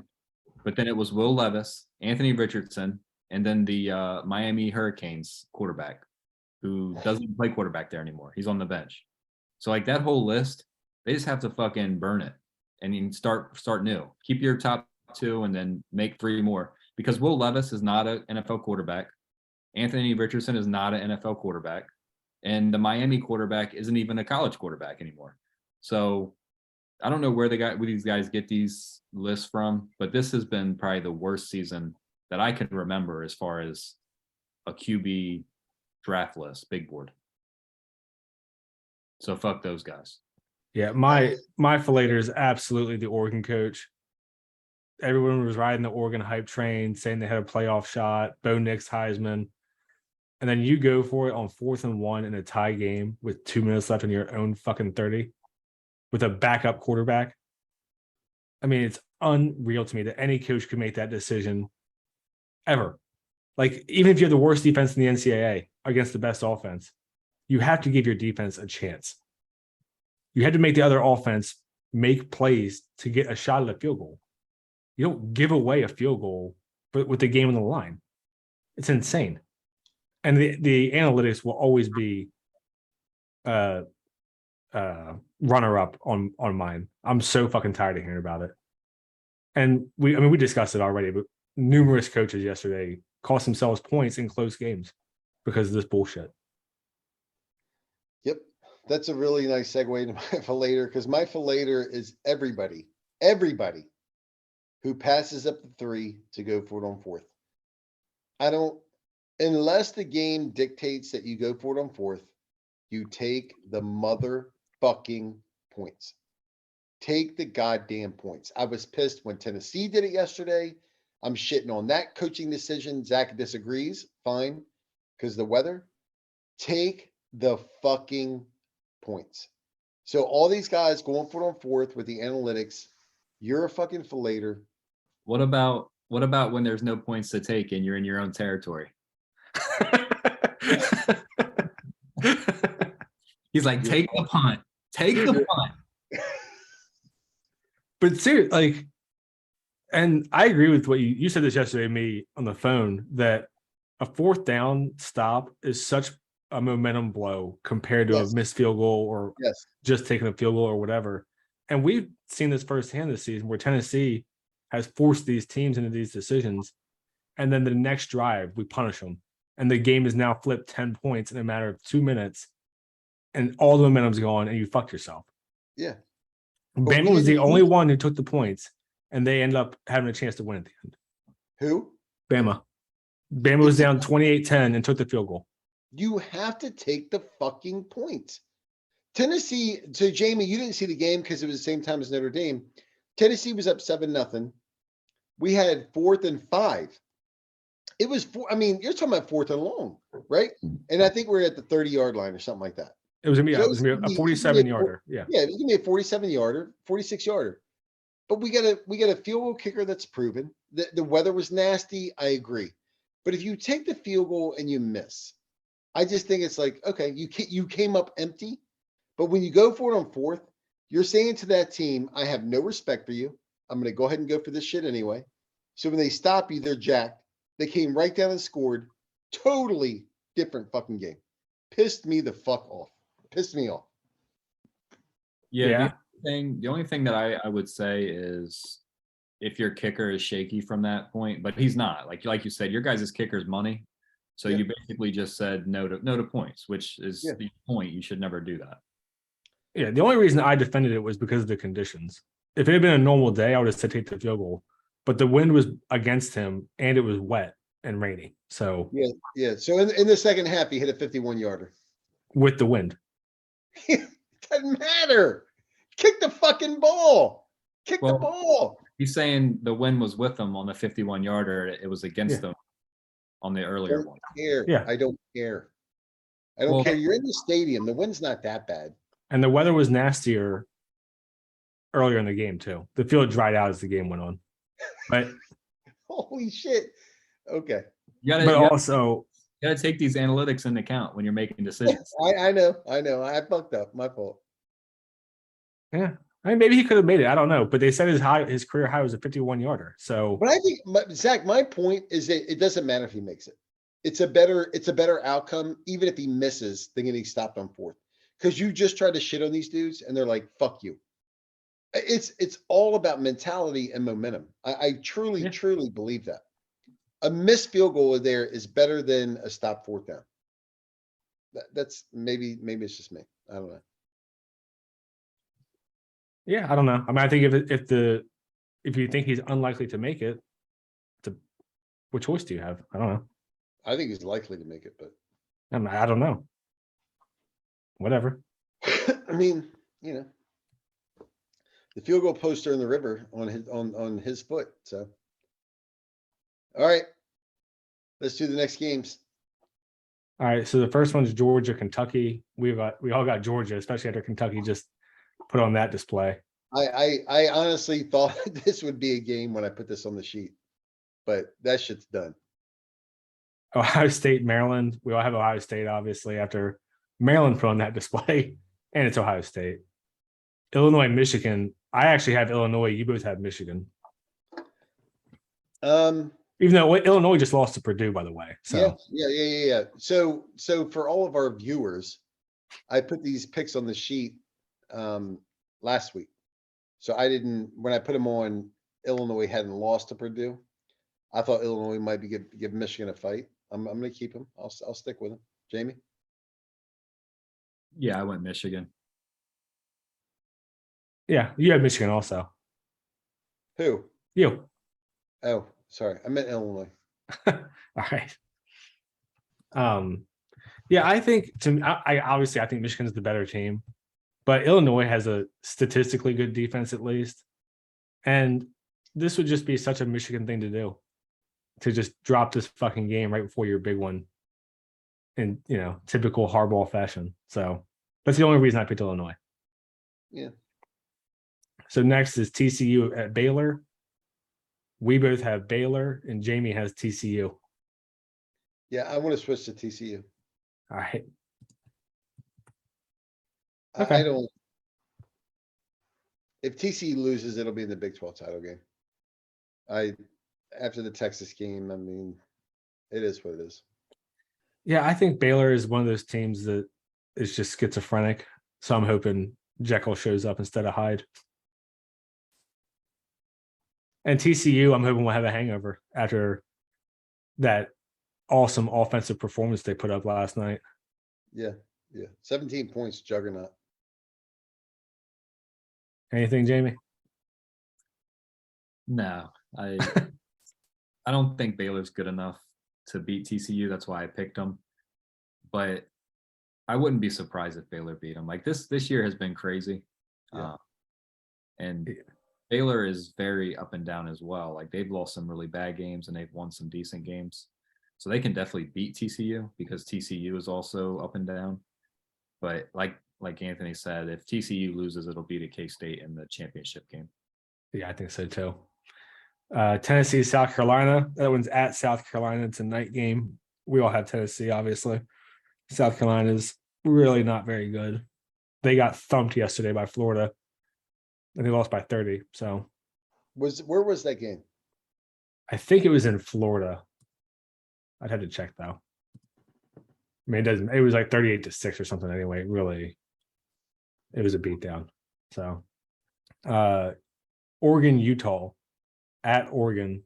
We all have Oregon, even though they just dropped one to Washington. Yeah. Give me Utah.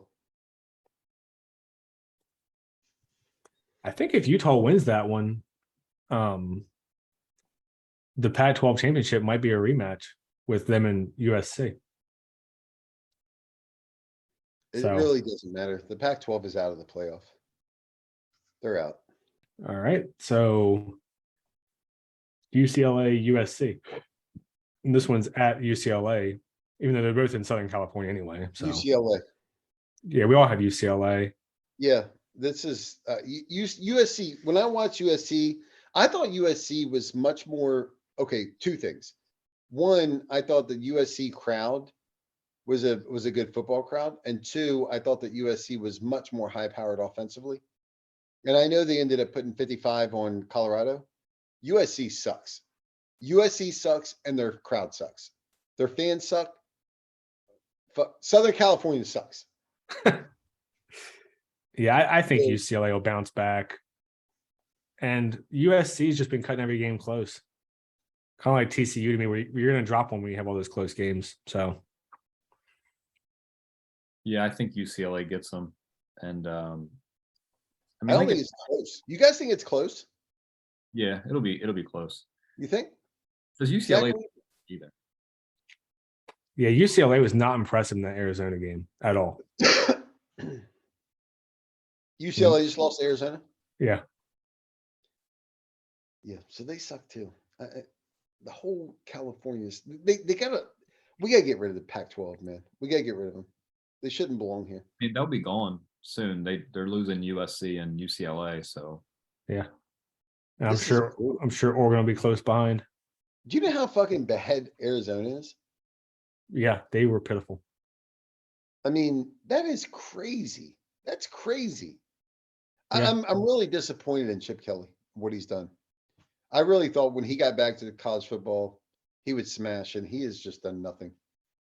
I Yeah, guess he 'cause he's looks like he's just been huh? I guess he's not cheating with the recruiting firm, so not getting players. I was gonna say he looks like he's just been sitting around drinking beer or something. That's what I'm doing. I'm pretty sure I could beat Arizona.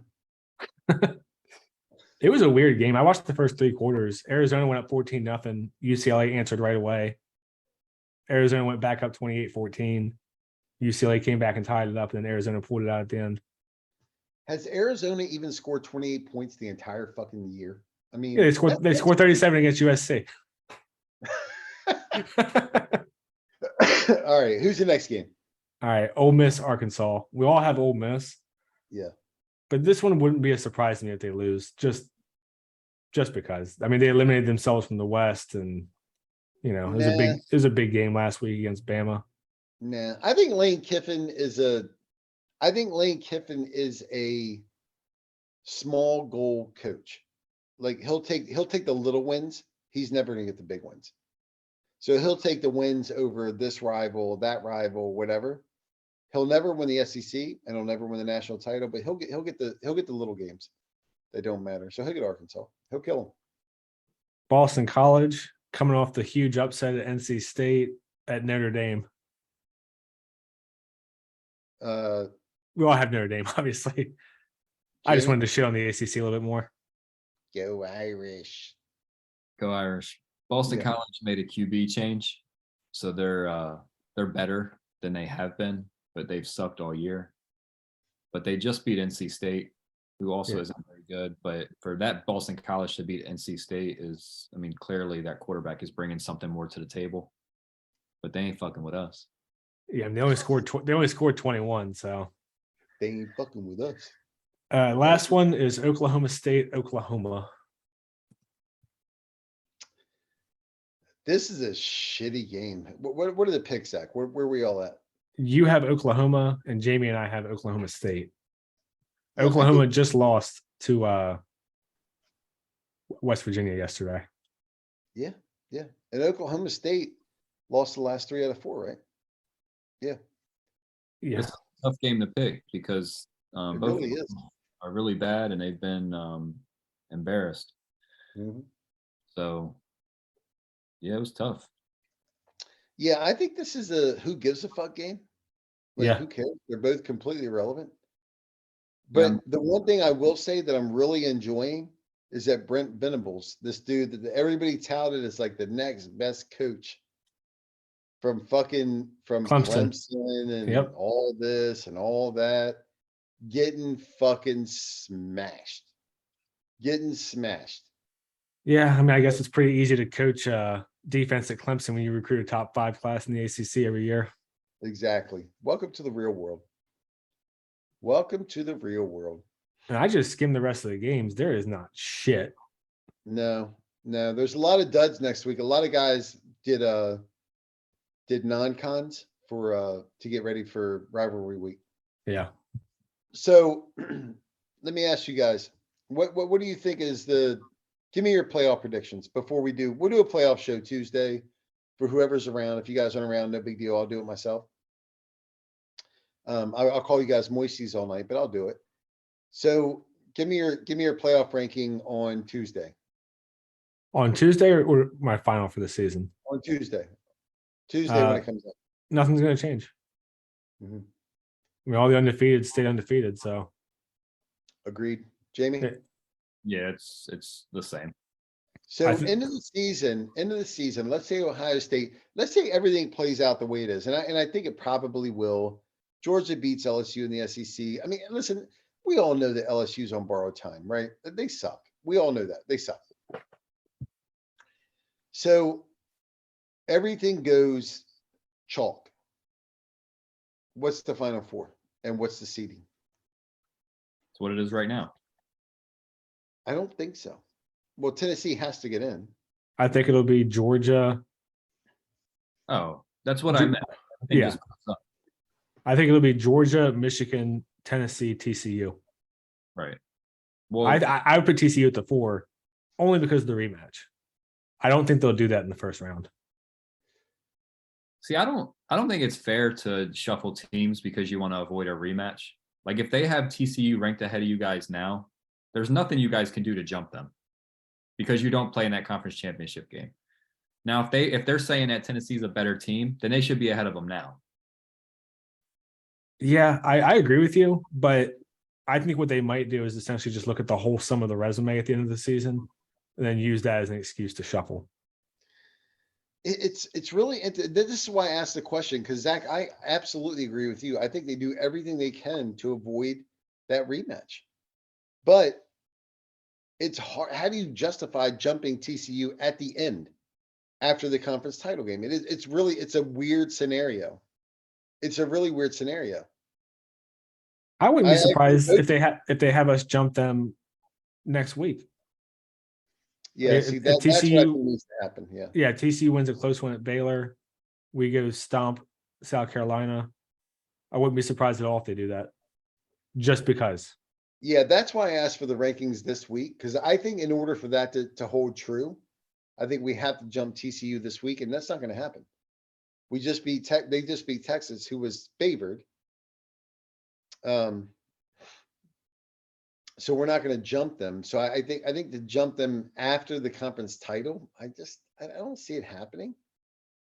I also don't see 2 Big Ten teams getting in. I can also see Tennessee getting snubbed. Although right now it seems like how? It seems like how? Unless they want to keep Michigan and Ohio State in, I don't know how Tennessee gets left out at this point.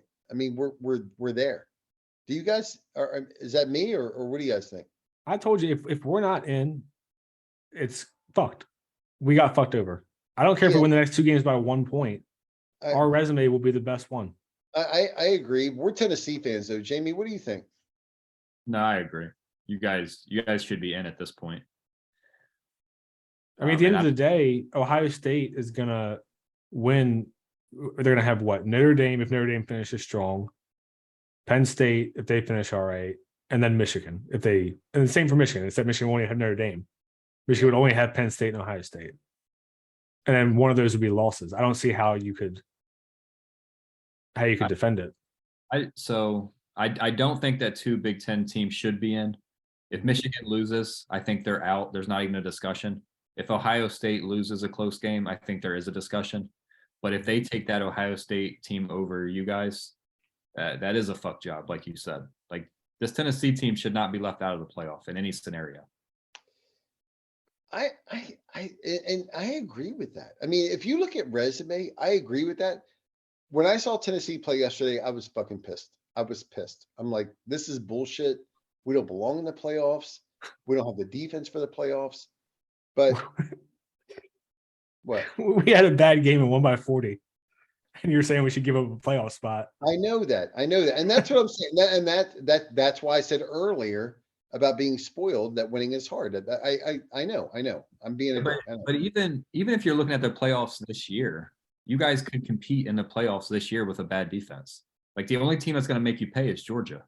The other teams, you can win games with a bad defense. Yeah, yeah, it's an interesting scenario. I mean, tell me, you guys think TCU goes undefeated? No. I picked Baylor this week, so no.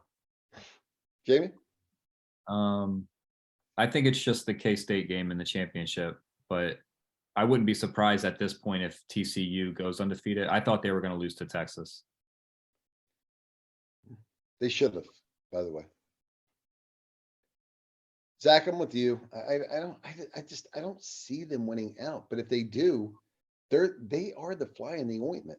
I mean, they're the one preventing the two spots from sort of being fluid, right? They make it very concrete. Like everybody moves up, here's a spot, who takes it, right? Yeah. I mean, yeah. I don't know, because Texas is going to drop out of the top 25 after that game. Would you be surprised if we jumped TCU?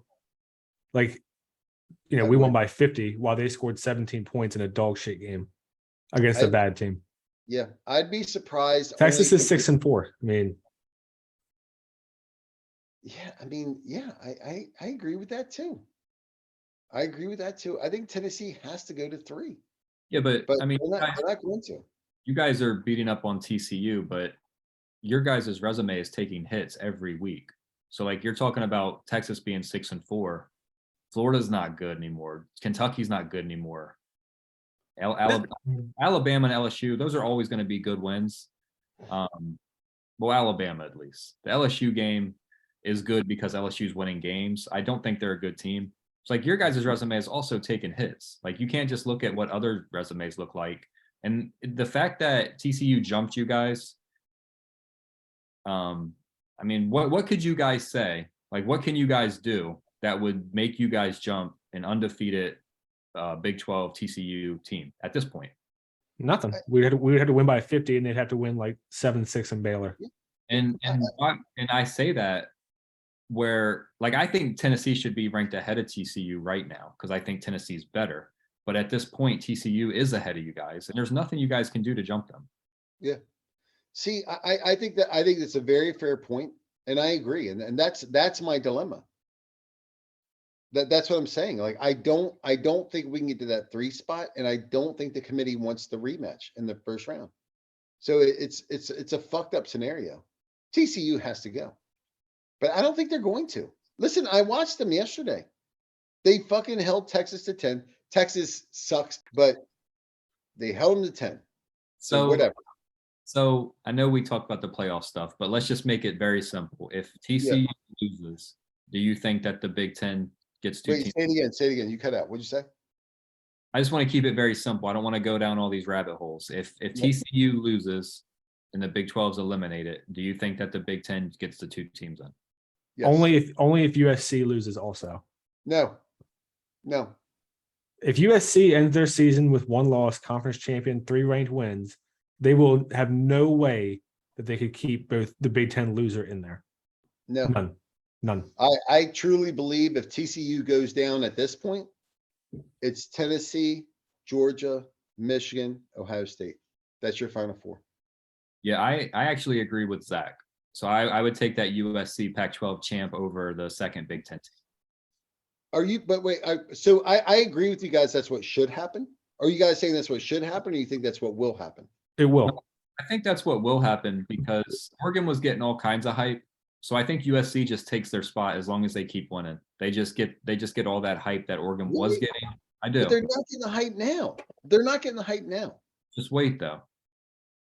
Let's not pretend like every week they're not hyping a new team. But as far as the resume taking hits thing, this is why I said I think you have to take into account what they were ranked when you beat them, and then also where they finished. I don't think you can just look at one or the other, because the Florida team that we played was number 20 at the time, and they were a good team. We dominated them. Yes. Now they've kind of their season's done. They're kind of unwinding essentially. They're beating up on bad teams. Kentucky, they've unraveled since we beat their ass. Well, Levis has gotten hurt. They've kind of thrown in the towel. Kentucky looked like shit when they played you guys. So they unraveled during your game or at the beginning of your game. Yeah, so during our game, yeah. By the time you guys played them, they weren't a good team anymore. Yeah, let me just tell you guys, and I don't mean to sound condescending, or I'm not trying to pull the age card, but when Peyton was playing for Tennessee, right? When you got to the end of the season and you're playing, Missouri was in the conference at that point. So it was at the end of the season, it was Kentucky, Vandy, always the last two games. It truly didn't matter what you beat them by. I remember beating Vandy 14-7 with Peyton. And I'm like, I was pulling I had hair at that point, and I'm pulling my fucking hair out. I'm like, this is fucking crazy. Like, what the fuck? I'm going crazy. But at the end of the day, once you beat them, it didn't matter. Don't you think it's kind of fucked up? Like right now, you not only do you have to win the games, you got to win by fucking 30 or 40 or 50. Like, isn't this a fucked up scenario? Well, I think what's more fucked up about it is that I feel like the rankings are manipulated to boost certain resumes. For sure. Like Notre Dame, if they were on Ohio State's schedule, I don't know if they'd be ranked right now. Oh, we'd be ranked. We're on a run. And USC's. But I want to touch on a point because Anthony said he had hair back in the day, and he used to rip it out. Nice hair. Right? Yeah. Nice hair. Used to rip it out during the games, and now obviously he doesn't have hair, and we've seen the casualty of his hat from a few weeks ago. So now he's just destroying hats instead of ripping hair out. It's true. Did you throw that hat out? Huh? You get rid of that hat? I had to throw the hat out. I mean, it was mangled. We should have took a picture of it and made it our logo. I didn't know if you wanted a Tennessee hat to be the logo because As far as where do I think we'll end up this season if everything just plays out, would it really surprise anyone if the committee behind closed doors goes, well, we looked at the totality of the resumes and we felt like Tennessee should be a 3 seed, even though we didn't play conference championship weekend? Like, would that really surprise anybody? Yeah, see, Zach, I'm with you 100%. I'm with you 100%.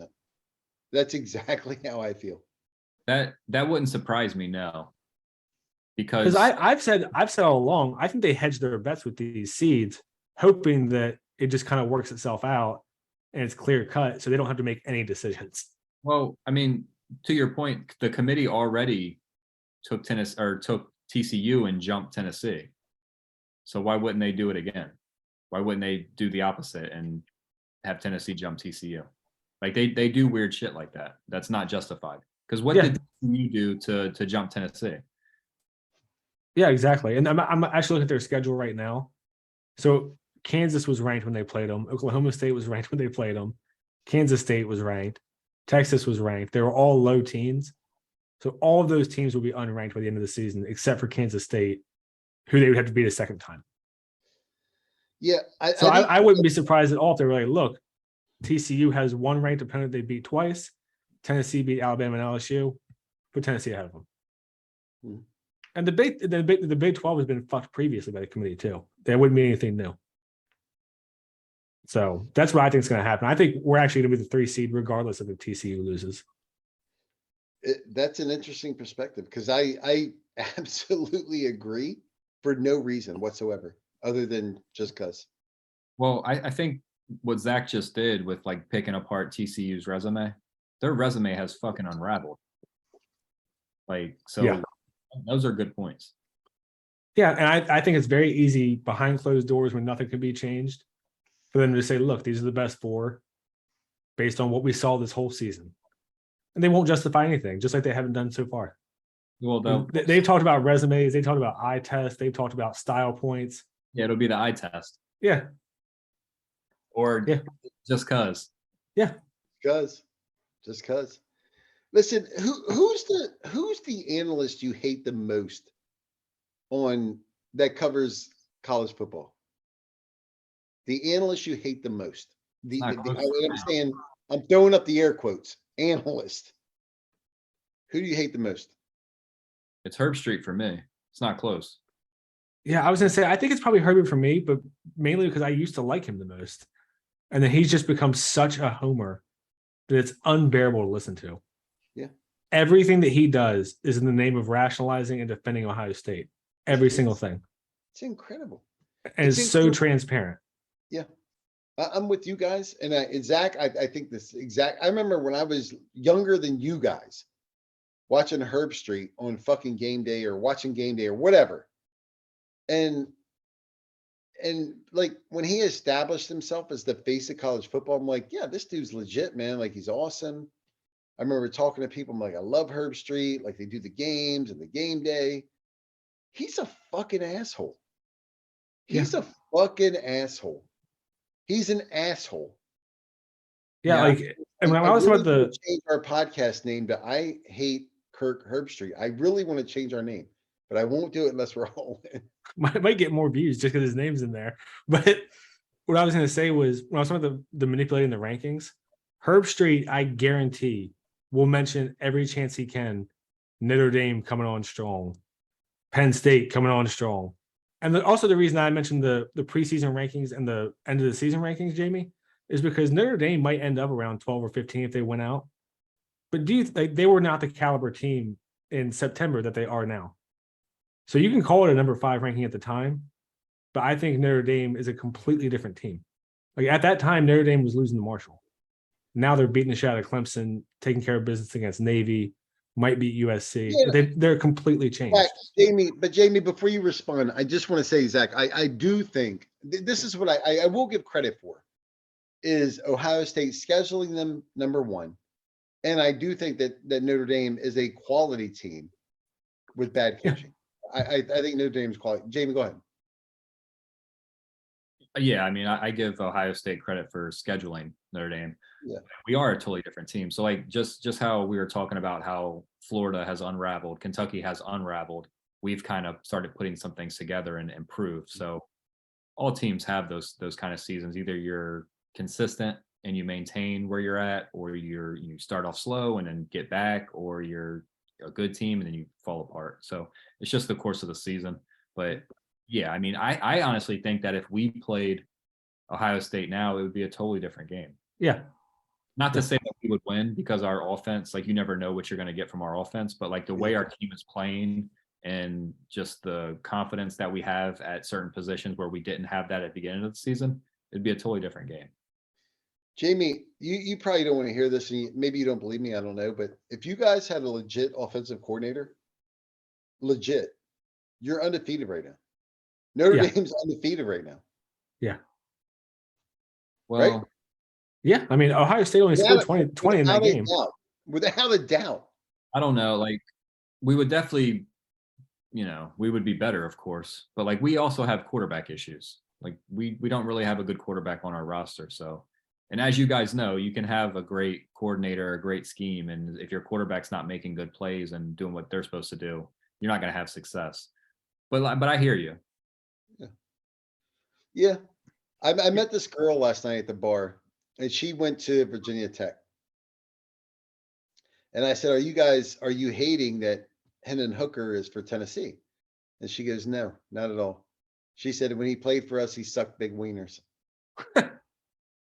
So, first of all, I saw Hendon Hooker play for Virginia Tech. I thought he did fine. But I think her point was he didn't do great there, but he's doing great at Tennessee. And she said, I mean, this was a fucking drunk idiot. She was like, oh, he has better catchers now. So we have better catchers. Well, but we've talked about this before. Like you always say that Hendon Hooker did fine at Virginia Tech, and he sucked at Virginia Tech. But I don't think he did. Carry on. All right. So my question to you guys is: Hendon Hooker a system quarterback, or is he sort of the leader? Do you credit him for taking Josh Heupel's system to another level? Which is it, or is it both? I think it's probably both. I mean, Heupel's system has worked at every school he's been to, so there's clearly something to it. But Hooker also makes a lot of plays. I mean, he hits a lot of passes. He makes a lot of plays with his legs.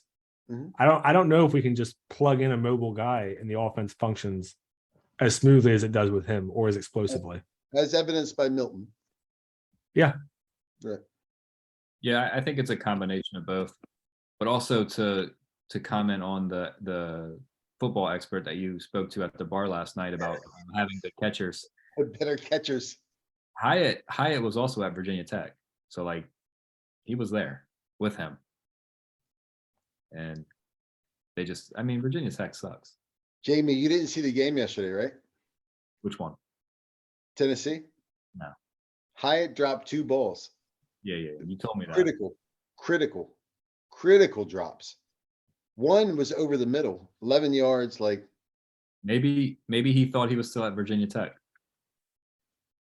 It was I guess. bizarre. It was a bizarre sequence. It was absolutely, it was weird. I'm like, what the fuck? And that's also what I was talking about when I said it looked like a lack of focus to me. Is that kind of shit. Hyatt hasn't had a drop ball all year. Yeah, but that's normal coming Yeah. off that you guys had. That's why me and you both said that you could see Tennessee being sluggish or coming off, slow. I'm not nearly as mad as he is. I was mad yesterday during the game because it was frustrating because we had multiple chances where it was like 11-point game, just put it away. Yeah, And the offense would just do dumb shit. I was furious. It's super frustrating, but when you guys won the game, so like looking at the game as a whole, you're like, that's kind of how it goes sometimes. Yeah. It is. And I was listening to Herb Street yesterday, and you know how much I hate Herb Street. No, I didn't just hear that. Huh? I said, no, I didn't just hear you say that. But he was talking about Alabama having an embarrassment of riches, of receiver over the last decade or so. And like, so people kind of being spoiled by what they had there and whatever. And I do think, I think when your team wins, like Tennessee we've been down for 15 years, right? Seriously, Yeah, 15. like Yeah. a legit 15-year down spell. It's so interesting that the first season that we're 8-0, we lose to Georgia, who's number 1, 8-1, come back to Missouri. That we're having an amazing season. And I'm like, yeah, this motherfucking play calls bullshit, and these dudes fucking Hyatt's dropping balls. Like, what the fuck? It does. You have to remind yourself to put it in perspective. Like, these are just athletes, and they're college students, and you do get spoiled by the success. You know what I mean? Well, I've kind of had to like remind you guys at times too, like when you guys are talking about the game and what you thought, like you guys are in year 2 where your program was completely starting from rock bottom. Like you guys are still ahead of schedule. So, but it is tough because like once you have some success, you're like, fuck it, we're going undefeated. We're winning a national championship. And you believe that until it's not the case anymore. That's just part of being a fan. And sometimes you don't always see things clearly and you do get spoiled and you're hoping for the best. Well, that's the thing for me is why I don't want to get fucked out of the playoff this year, is because there is no guarantee that we have another quarterback that comes in and executes the offense the way that it has been this season, or we don't have a couple close games that we fall on the wrong side of that we won this year. Like, I mean, it looks like everything's going great. We get a decent defense in there, we're going to dominate, but there's no fucking guarantees. So to me, it's a big deal if we get into this playoff and at least have a chance to win. Yeah, Zach, I agree. I mean, when you got to get there, you want to be there. You want to be invited to the dance, right? I mean, we did the work. We bought the dress. We purchased our tickets. Like, bring us to the dance, bitch. We couldn't buy a suit, motherfucker. Yeah, I guess we could have bought a suit. But it's sports are a weird thing. They're a weird thing. And you get spoiled and you get lost in it. And I think you do, especially as a Tennessee fan, you lose perspective. Tennessee fans, when people say Tennessee fans are so fucking delusional, I always say, yeah, it's true. We are. Because as soon as we start winning, like I want every play to go right. I want every pass to be completed, every touchdown to be scored. And when it's not, I'm fucking furious. And it is ridiculous. Sports are weird. Sports are weird, like you're saying, like a man wearing a dress to a dance. That was weird that you said we bought the dress. Because you always hear people say dance with the one that brought you, right? No? No? Nope. Nope. I mean, I've heard it. I've heard it. Like it's not like new that's not a new saying I'm hearing, but like you're on a fucking roll today, man. Do you want to get in before we finish up? Do what? You want to get any more out? Any like old boomer sayings that you want to get out before? Is this all boomer shit? Is that what we're doing now? It seems to be. You're just throwing them out. Time to hit the old dusty trail. Yeah, and then me and Zach. You also told us like 2 or 3 stories from 20 or 30 years ago, or when you were younger than us, when you had hair. Like, what is this? Is it a midlife crisis episode? Seriously? Is it a problem? I mean, Zach, what the fuck? Zach, I'm sharing an experience, bitch. I'm just, it's been an excess to today with the old sayings and the back when I was your age and I had to walk uphill both ways. And I will say, oh my God, that's bullshit. That's some bullshit. I will say, whenever people would tell me that they walked uphill both ways, I actually did that at the Florida Tennessee game. I don't know how the fuck we did it, but we walked uphill both ways to the game and from the game. Zach, I didn't tell you this. When we were leaving the Neyland Stadium after the Florida game, so we're walking up to fucking Gay Street, up to the brewery. Jamie goes, how the fuck are we walking uphill again when we walk uphill to go to the stadium? I'm like, that's how this shit is, man. Yeah, that's the whole campus too. I couldn't believe it. It feels like it's uphill everywhere. And it's not like when you say, so for all of our listeners, when you say it's uphill, it's really not, it's like a fucking mountain. Yeah. Like that shit'll make your legs burn. It's way uphill. Yeah, it's probably 50 feet vertically. Oh yeah. And nothing's worse than coming out of Calhoun's, man, trying to get up that fucking street. Yeah, I can't believe that shit's legal. It's fucking brutal. But yeah, and the thing too about the playoff before we finish is I feel like if we get in and we play not Georgia, that we'll be in the national title. I mean, my thing, everybody wants to get to the national title, but I don't think there's any cred there. I really, listen, at this point in my life, I'm like, I don't care about just getting there. Like, are we going to win this thing or not? And so Jamie, there's another reference for you as a boomer. Fuck you. So at this point in my life, I'm like, I don't care if we play Georgia in the first round, just get us there, punch our ticket. Let's get in the playoff. Don't care who we play. You got to win too. So I don't care about the appearance. Let's get there and get it done. What Zach said, like if you guys do avoid Georgia in the first round, I do think you make the national championship. And I also agree. It does matter because being a fan of a team that has been to the playoff and has never won a playoff game, it does matter. You got to win those games before you win national championships. Well, I mean, if we do get unlucky and stuck against Georgia, to me, that is the national title. So it's really hard for me to imagine that we would come out and beat Georgia on a neutral field and then lose to Ohio State or TCU. No. If we play Georgia in the first round, the winner of that game wins the national title. That's what I just said. That's what I just said, bitch. I know. But there should be no confusion about that. None. Right? None. He's like, let me say what Zach just said in different words, so there's no confusion. And also tell him he's wrong. So you guys are being some real assholes. So you don't think it gives your team any credibility that you won a playoff game? Like I understand you have to win 2 games. I get all that shit, and you're there. You're trying to win, but going to the playoffs and winning a game compared to going to the playoffs and not winning a game, there's a difference there. And there absolutely is for recruiting too. I don't care. Okay. Me personally, I don't care.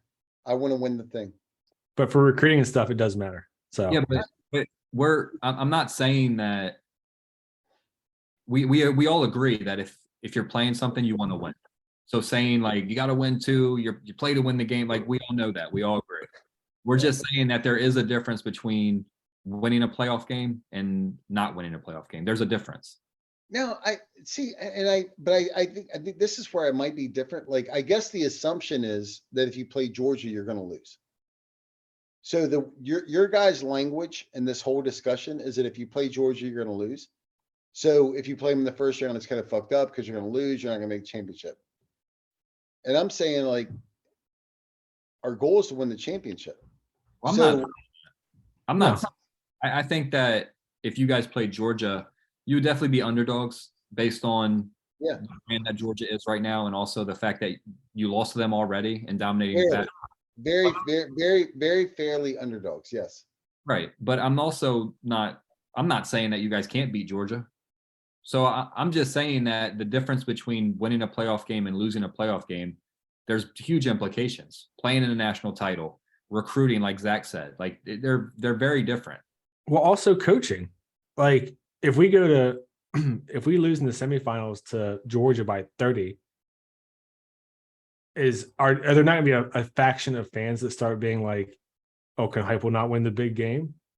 Like all that shit matters. So I hear you on that, like when your coach struggles in big games, but like if you guys lose to Georgia twice this year and Georgia goes on to win the championship, like I know.